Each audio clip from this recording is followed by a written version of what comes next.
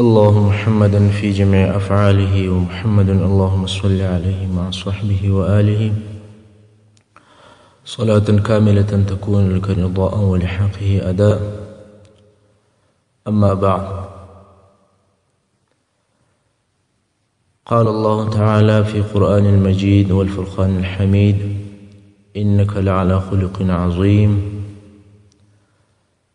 د رسول الله صلی الله علیه وسلم سیرت او د هغه ژوند مبارک دا یو داسې عظیم کار دی چې زما عجز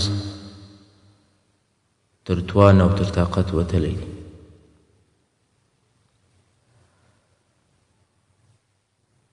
ځکه د حضرت عمر رضی الله عنه مبارک څخه یو وخت په مجلس کې یو یهودي پوښتنه وکوله: ولیا امیر المؤمنین، ستاسې د خوږ پیغمبر صلی الله علیه وسلم صفات او بیان راته وکړه. د مبارک ورته وویل چې ته د دې ټولې دنیا بیان راته وکړه. حضرت عمر رضی الله عنه مبارک ورته وویل چې د دې ټولې دنیا بیان چې راته وکړې، بیا به زه تاته د نبي علیه السلام صفات بیان کړم. یهودي وویل چې د ټولې دنیا او د ټولې نړۍ د ټولو شانو بیان کول دا زما په طاقت او په وس کې نشته. حضرت عمر رضی الله عنه مبارک ورته وویل چې ستا د دې قلیلې دنیا او د کمترې او کمینې دنیا بیان په وس کې نشته، چې الله ورته ویلي دي چې دا قلیل متاع الحیات الدنیا قلیل وما الحیات الدنیا الا متاع قلیل. الله ورته دا یو لږ سامان ویلی دی، یو لږ بیکاره ژوند یې ورته ویلی دی. ته د دې بیکاره او معمولي دنیا صفت او بیان نسې کولی، او زما څه د هغه عظیم ذات صفت او بیان غواړې چې الله جل جلاله په آیات کې ورته وایي چې انک لعلی خلق عظیم. یا رسول الله، بېشکه چې ته پر ډېرو لویو اخلاقو باندې د هغه عظیم چې الله یې عظیم بولي، الله یې لوی بولي، د هغه اخلاق به زه څنګه بیان کړم؟ نو د نبی علیه الصلاة وسلام صفت او سیرت او بیان او اخلاق او ژوند بیانول یا لیکل دا د انسان تر طاقت تیر دی. خو بیا هم زه غواړم چې کم عاشقان او کم محبوبین او محبین د نبی علیه الصلاة وسلام چې د نبی علیه السلام صفت او ژوند کوي او د هغه د بیانول کوي او د هغه د حالاتو بیانول کوي، نو زه هم غواړم چې زه د دې بیان په ویلو سره الله جل جلاله ما هم په دغه لړۍ کې حساب کړي. نو د نبی علیه الصلاة وسلام مبارک ژوند به په مختصره توګه باندې بیان شي. د نبی علیه السلام سیرت او ژوند اورېدل یا مطالعه کول د هغو څو مهمې فایدې.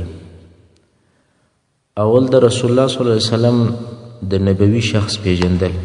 که څوک د نبی علیه الصلاة وسلام ژوند په هغه کیفیتو او حالاتو چې پر رسول الله صلی الله علیه وسلم تیر سوي دي دا وپیژني او په دې باندې ځان خبر کړي، نو ورته معلوم به شي چې د نبی علیه الصلاة وسلام شخصیت یو عجیب او نادر شخصیت دی، ډیر بې مثال او بې نمونې شخصیت دی. خو د نبی علیه الصلاة وسلام دا لوړې مرتبې او لوړې درجې او دومرې تفوق او لوړوالی دا د وحی په ذریعه دی چې الله جل جلاله د مبارک تایید او تاکید په وحی سره کړی. نو چې کله موږ ته د نبی علیه الصلاة وسلام عجیب ژوند او د وحی او د حالاتو معلومات وسی، نو بیا به پر هغه طریقه باندې زموږ پر د مبارک باندې ایمان، یعنی د نبی علیه السلام د سیرت معلومات ځان ته حاصلول دا د ایمان د قوت یو ذریعه او سبب دی. د انسان ایمان په قوي کېږي. دویمه فایده د سیرت د پوهېدلو دویمه فایده دا ده چې انسان په خپل ژوند کې یو کامیاب ژوند ولري او په خپل ټولنه کې یو مثال غوندې یو څوک پیدا کړي چې په هغه پسې اقتدا وکړي. نو د نبي علیه الصلاة وسلام ژوند یو داسې ژوند دی چې هغه د ټولو انسانانو دپاره یو قانون او تګلاره ده. که څوک په دې پسې اقتدا وکړي نو هغه انسان تر ډېره وسه پورې تر ډېره اندازه پورې په لوړو مرتبو باندې کامیابه کیږي. دغه کامیابي چې د نبي علیه الصلاة وسلام په ژوند کې موږ پیدا کولی سو او تر ډېره حده پورې د دنیا او د آخرت د مشکلاتو څخه ساتل کېدلی سو، دا بېشکه چې د نبي علیه السلام د ژوند څخه ما سوا د بل چا په ژوند کې نسو پیدا کولی. ځکه د ټولو انسانانو دپاره الله جل جلاله نبي علیه السلام رحمت را لېږلی دی او د ټولو انسانانو دپاره یې دی قدوه او نمونه او لارښود بللی دی. لکه د سورة احزاب په 21 نمبر آیات شریف کې الله جل جلاله فرمایي اعوذ بالله من الشیطان الرجیم لقد كان لكم في رسول الله أسوة حسنة لمن كان يرجو الله واليوم الآخرة وذكر الله كثيرا. هغه کسان چې ډیر ذکر کوي او پر ورځ د آخرت باندې ایمان لري او پر الله ته امید لري، د هغو دپاره نبي علیه الصلاة وسلام یو ښه نمونه ده چې که اقتدا کوي نو په نبي علیه السلام پسې د اقتدا وکړي. درېیمه فایده د نبي علیه السلام د سیرت دا ده چې د نبي علیه السلام د سیرت په معلوماتو باندې انسان ته د قرآن عظیم شان د قرآن شریف په ډیرو آیاتو باندې دی پوهېدلی سي او دغه سیرت د ده دپاره یو سبب ګرځي د قرآن عظیم شان په ډیرو آیاتو پوه سي. ځکه ډیر داسې واقعات وي چې بیا به په وروسته کې انشاءالله تعالی بیان راسي چې په مهمو او په خاصو واقعو کې آیاتونه نازل سوي چې کومې واقعې د سیرت سړي ته نه وي معلومې د قرآن عظیم شان په ډیرو آیاتو باندې سړی نه پوهېږي. نو د قرآن عظیم شان د پوهېدلو دپاره ضروري ده د سړی بیا هغه د نزول حالت او هغه سبب د نزول معلوموي، هغه واقعه د نزول به ورته معلومیږي، بیا به دی په پوهېږي. دغه په آیاتو په ډیرو آیاتو باندې پوهېدل د قرآن عظیم شان د ترجمې دپاره د سیرت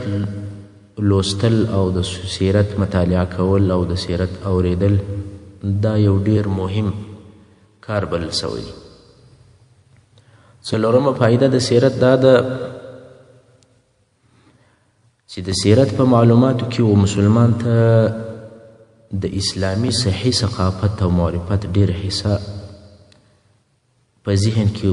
را یوځای کولی شي. په دې کې شک نشته چې د اسلام د مبادیو او پر عقایدو او پر احکامو او پر اخلاقو د رسول الله صلی الله علیه وسلم باندې که سړی ښه پوهېدل غواړي نو د نبي علیه السلام ژوند چې دی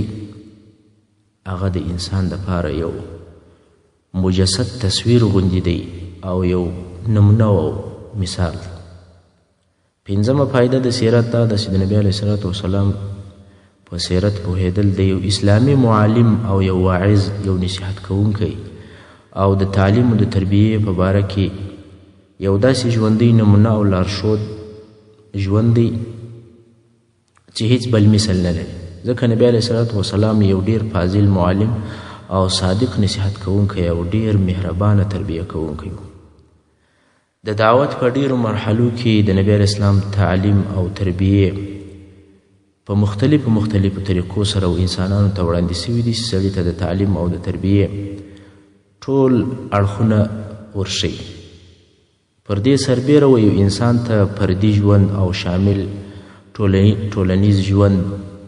په ډیرو کې ژوند او په لږ کې ژوند، دا هم د نبي علیه الصلاة وسلام د سیرت څخه سړی ښه اخذه کولی شي او هغه رقم ژوند تېرولی شي. نبي علیه الصلاة وسلام په خپله ټولنه او په خپل وخت کې یو معلم او تربیه کوونکی او واعظ و نصیحت کوونکی و، خو د دې سره سره یې داسې نرمی او شفقت او رحمت پر مسلمانانو او پر انسانانو و چې هغه مثال بیا په نورو انسانانو کې نه پیدا کېږي. شپږمه فایده د سیرت د رسول الله صلی الله علیه وسلم ژوند د یو نصیحت کوونکي دپاره د الله جل جلاله په لار کې په ښه حکمت او په موعظت حسنه سره د وعظ به هغه وخت مؤثر وګرځېږي چې دغه د نبي علیه الصلاة وسلام طریقې په ځان کې عملي وکړي. ځکه نبي علیه الصلاة وسلام ته الله جل جلاله ویل دي وجادلهم بالتي هي احسن، په ښه طریقه سره د دوی سره مجادله وکوه. نو هغه ښې طریقې چې دي هغه د نبي علیه السلام په ژوند کې سړي ته ورپه ګوته کېږي او د نبي علیه السلام په ژوند کې سړي ته معلومیږي. اومه فایده د رسول الله صلی الله علیه وسلم د ژوند معلومات و یو رئیس او یو حاکم ته هم ښه لارښوونکی دی چې په څونه هوښیاري سره او په څونه حکمت سره خپل کارونه پر مخ بوسي. اتم د نبي علیه الصلاة وسلام ژوند د یو حق پرسته خاوند دپاره هم لارښوونکی دی چې هغه باید چې د خپلې ښځې سره څنګه ژوند او ګزاره وکړي. نم د نبي علیه الصلاة وسلام مبارک ژوند د یو باعزته پلار دپاره د مهربانۍ او عاطفې لارښوونکی دی چې دی باید چې په څونه نرمي او په څونه مهرباني سره ژوند وکړي. لسم د نبي علیه الصلاة وسلام ژوند د هغه چا دپاره لارښوونکی دی چې ډېرې زوجات او ډېرې ښځې لري او اولاد یې ډېر وي، چې باید چې دی په دې خپل ژوند کې د دوی حقوق او واجبات په څونې عدل او په څونې انصاف سره ورسوي. یولسم د نبي علیه الصلاة وسلام ژوند د یو حربي او جنگي قمندان دپاره او د صادق امیر دپاره لارښوونکی دی چې باید په جنگ کې او په جهاد کې د مسلمانانو د خپلو لښکرو او د خپلو ملګرو سره څنګه ژوند وکړي. دولسم د نبي علیه الصلاة وسلام ژوند د یو جامع مسلمان دپاره چې په خپل ژوند کې صحیح تقسیم اوقات او په معاملو کې ښه عدل ولري د دې دپاره هم لارښوونکی دی چې دی څونه وخت کې د الله عبادت باید چې وکړي، په څونه وخت کې خپل کارونه ترسره کړي او د ملګرو سره په څونه ښه نرمي او په ښه سلوک سره ژوند تیر کړي. داسې نورې ډېرې فایدې سته خو دا په مختصره توګه یو څو دانې بیان شوې. که څوک غواړي چې بختور او کامیابه ژوند ولري نو خامخا د نبي علیه الصلاة وسلام په ژوند باید چې ځان خبر کړي او د هغه متابعت وکړي. ځکه د نبي علیه الصلاة وسلام په ژوند باندې خبرېدل بل هیڅ څه نه دي بې له دې چې په انساني اخلاقو سړی خبر سي، چې هغه اخلاق ټول داسې اخلاق دي چې بې نمونې دي، بل مثال یې نسته. یوازې په کامل بشر او په کامل انسانیت محمد رسول الله صلی الله علیه وسلم کې الله جل جلاله راوستلی دي. که څوک غواړي چې کمال ته ځان ورسوي باید چې د نبي علیه الصلاة وسلام اقتدا وکړي، د ده په ژوند ځان خبر کړي. اوس داسې کېدلی چې د دې مبارک پاک سیرت بیان د نبي علیه السلام د پیدایښت څخه شروع، مګر دا ښه بولمه چې د نبي علیه الصلاة وسلام مبارک د میلاد تر بیان مخکې د عربو هغه تاریخ بیان سي چې مخکې عرب په کم حالت کې ول او په کم شرک او بتپرستي او په نارواو په ظلماتو او په تاریکیو کې ول، څو موږ ته بیا د نبي علیه الصلاة وسلام د رسالت په واسطه چې کومه رڼا په جزیرة العرب او په عامو ممالکو کې خپره سوه، هغه راته معلومه سي چې د نبي علیه السلام د رسالت او د ده په ژوند باندې څونه رڼا او څونه دین خپور سو په نړۍ کې. خو دا د عربو تاریخ را شروع کول دا هم ډیر سخت کار دی، ځکه د عربو تاریخ ډیر اوږد او ډیر لوی دی. خو دا به ښه وبولو چې د نبي علیه الصلاة وسلام تاریخ د نبي علیه الصلاة وسلام مبارک د خپل عزتمن نیکه ابراهیم علیه الصلاة وسلام څخه را شروع.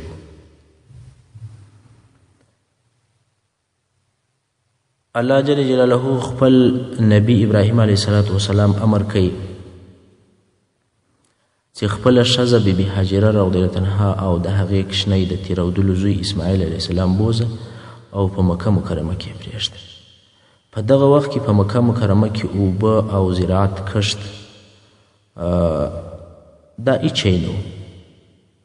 بلکې د تورو او لویو غرو په منځ کې یو خالي ډبرینه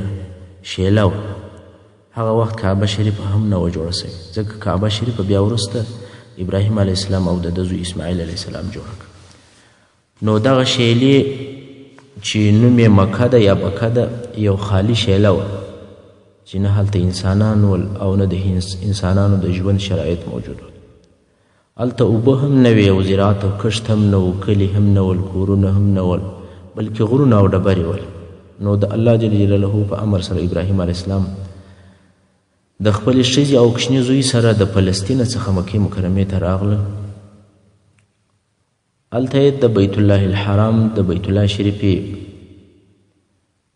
د مځکې سره خپله ښځه بیبي هاجره رضیالله عنها او خپل کوچنی زوی اسماعیل علیه السلام پر وچ دشت باندې پرېښول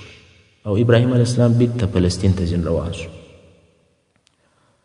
بیبي هاجره رضیالله عنها په تعجب کې سوه چې موږ څنګه دلته پرېږدي؟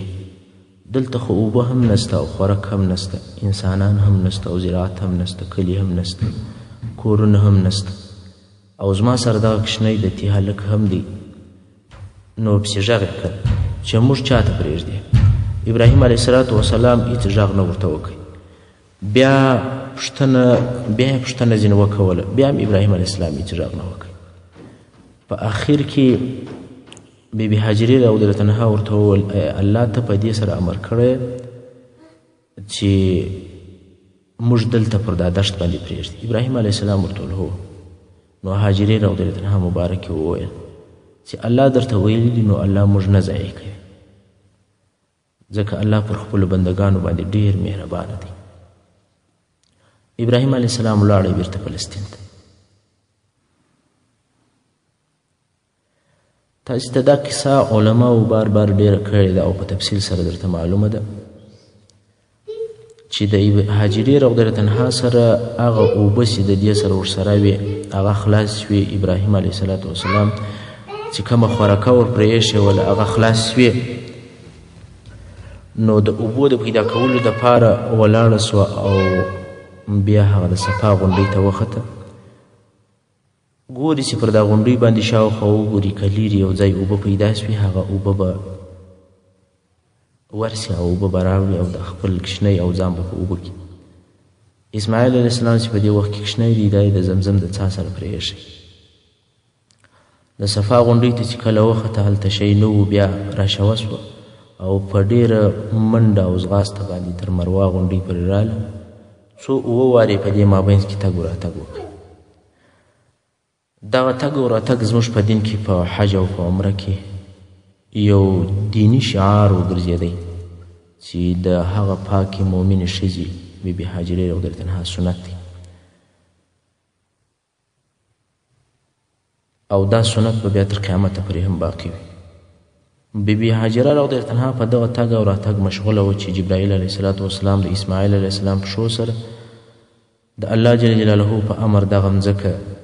چې اوس هلته د زمزم څا ده په وزر ووهله. کله چې دا څا په مځکه په وزر ووهل هلته اوبه راووتې او د زمزم د ښکاره کېدلو شروع او ابتدا هم دغه ده. دلته په دغه غرو کې د اول وار دپاره اوبه پیدا سوې، خو دغه واقعه هغه وخت پیښه سوه چې په دغه وخت کې هلته په یمن کې د اوبو یو ډېر لوی بند چې سد معارب ورته ویل کېدی هغه ونړېدی. تاسو ته دا معلومه ده چې انسانان همیشه په هغه ځایو کې اوسیږي په کومو ځایو کې چې اوبه وي، او دا سد معارب چې په یمن کې و د اوبو ډېر لوی بند و او د دې بند پر شاوخوا ډېر انسانان اوسېدل، او دا انسانان هم ټول عرب ول، ځکه د عربو اصلي وطن او ځای یوازې یمن دی. بې له هغه عربي کوچانو چې هغه به شاوخوا اوسېدل، نور عرب ټول په یمن کې اوسېدل، نو ځکه د عربو اصلي وطن یمن دی. بیا د هغه ځای څخه د دې بند د نړېدلو په سبب سره چې اوبه هلته ختمې سوې، عربو یوې او بلې خواته کوچ وکړي او لاړل او سره وپاشل سول. کله چې سد معارب ونړېدی، عرب د رزق د پیدا کولو دپاره یو او بل طرف ته ولاړل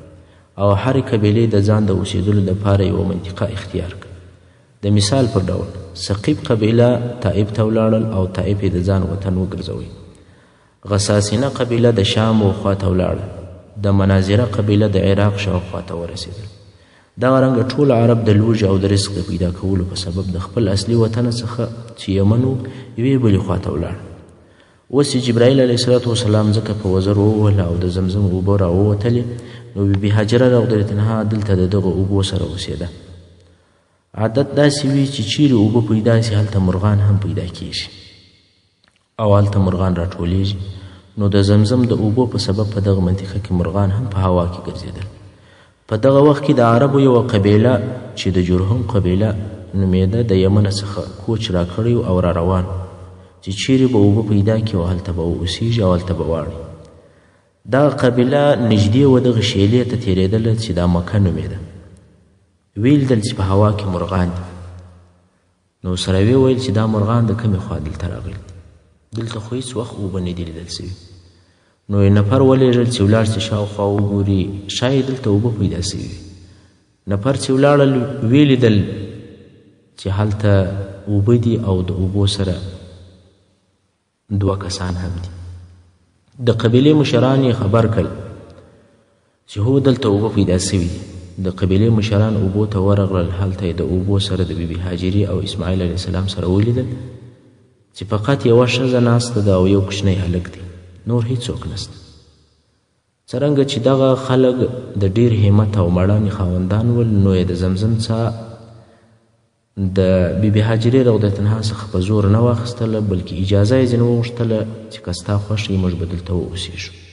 اوبه خو ستا دي خو موږ به خالي دلې اوسېږو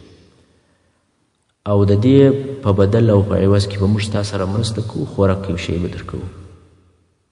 بیبي هاجرې رضی الله عنها هم دا خبره ورسره خوښه او د اوسېدلو اجازه یې ورته وکړه. د الله جل جلاله قدرت ته وګوره چې اوبه یې هم ورته پیدا کړي او د نور رزق سبب یې هم ورته پیدا کړي،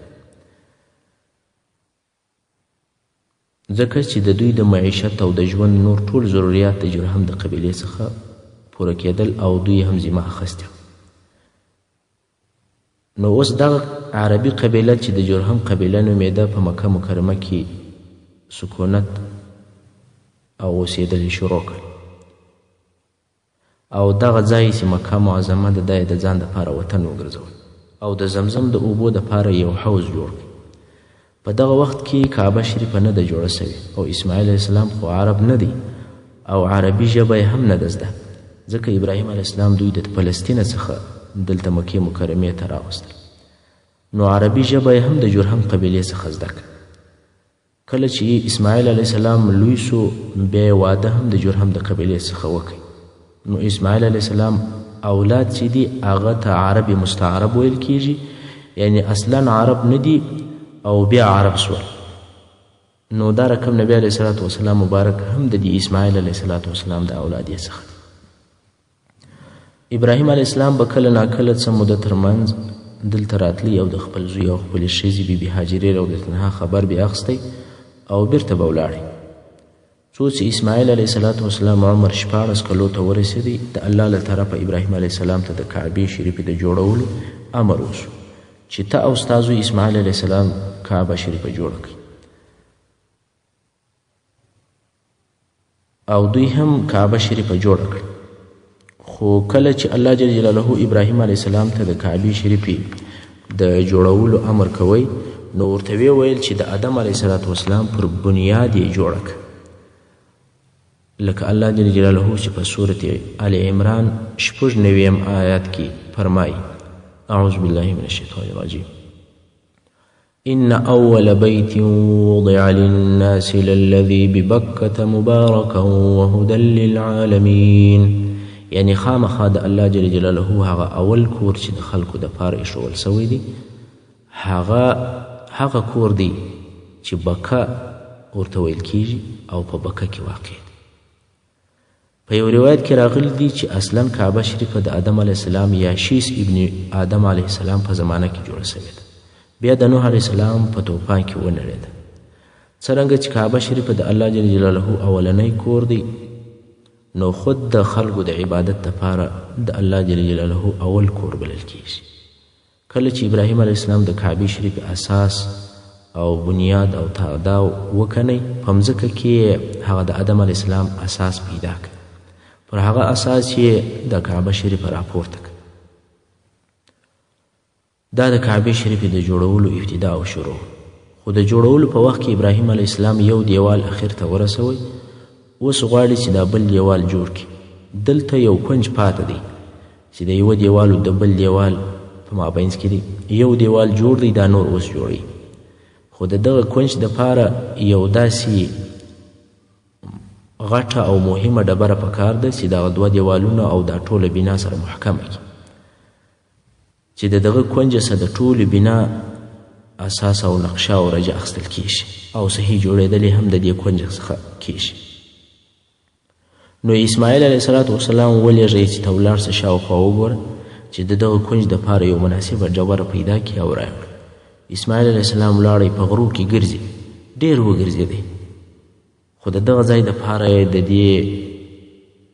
ځای سره مناسبه ډبره نه پیدا بیرته رالی خو دلته چې رالی د پلار سره ولیدل چې د ابراهیم علیه السلام سره هغه رقم ښه ډبره او غټه مهمه او ښایسته ډبره پرته ده چې کوم د دوی په کار او دوی غوښت اسماعیل علیه السلام ورته وویل چې دا ډبره دې د کومه که ابراهیم علیه السلام ورته وویل چې دا د الله د طرفه څخه راغلی محترم اوریدونکو دغه ډبره هغه حجر اسود دی چې د جنت څخه راغلی دی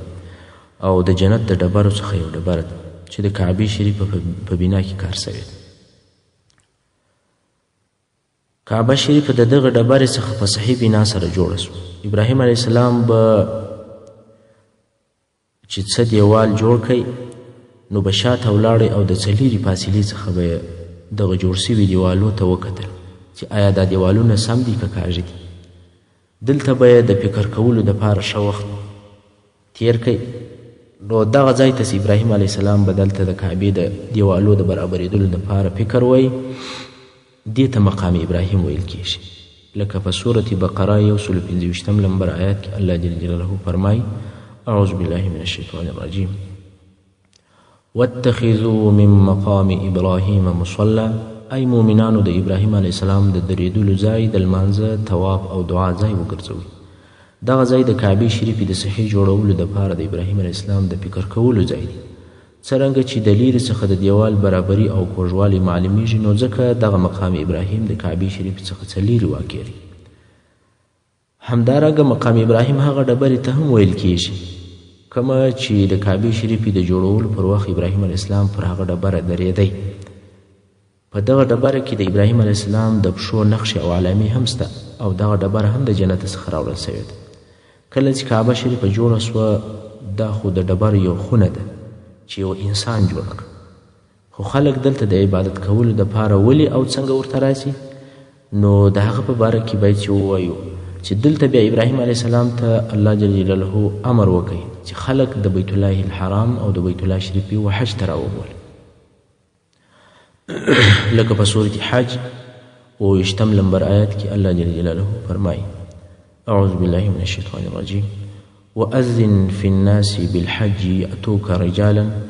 یعنی په خلکو کې د حج د ادا کولو دپاره غږ وکړه چې تا ته به له هره ځایه څخه پیاده او پر پښو حاجیان راسي ابراهیم علیه السلام وویل ای ربه زه څنګه کولی سم چې یو سړی یم او ټول خلک خبر کړم زما اواز خو تر ټولو خلکو پورې نه رسیږي د الله جل جلاله د طرفه څخه ورته وویل سول چې ای ابراهیمه پر تا ناره کول دي او تر خلکو پورې رسول یې پر ما دي ته خالي غږ وکوه او خلکو ته یې زه رسوم